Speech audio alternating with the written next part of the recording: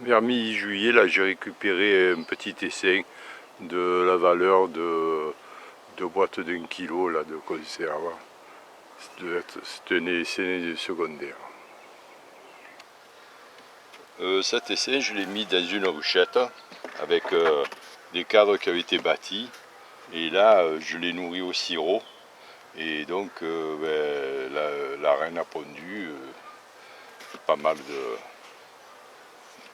de cellules. Voilà, sur 2 cadres, il y a eu du couvain. Alors, donc je nourrissais cette ruchette au sirop. Et si on regarde ce qui s'est passé, je pense, c'est d'une la chaleur. Et de deux, si on regarde, on n'a pas de pollen autour. Et donc au mois de juillet, fait mi-juillet, il n'y avait pas tellement de fleurs, puis vu la chaleur, bon, le fait d'avoir amené du sirop, ça a dû exciter la reine à pondre. Et ensuite, bon, le peu de pollen qu'ils ont amené a servi pour nourrir le couvain. Et voilà, donc peut-être c'est une erreur de ma part aussi.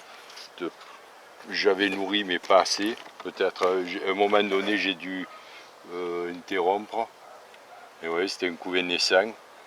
Là c'est une jeune abeille, ça fait quand même un moment que cet essaim est mort. Vers mi-août. Voilà, donc on voit les abeilles qui sont en train de naître et d'autres qui sont dans les alvéoles mortes, je pense.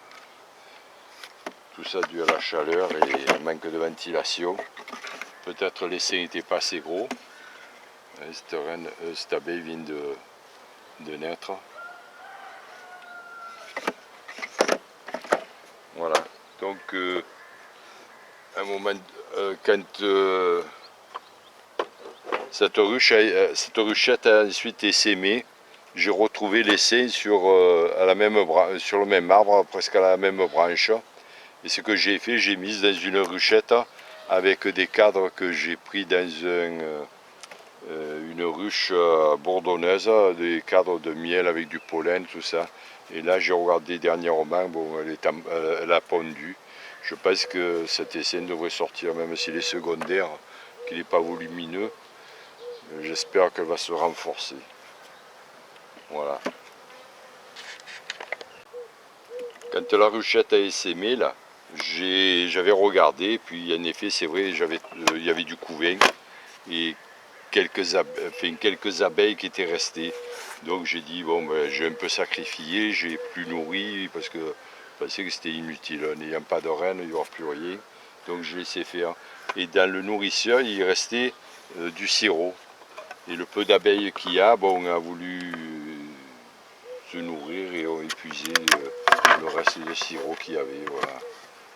Le paquet d'abeilles qu'il y avait.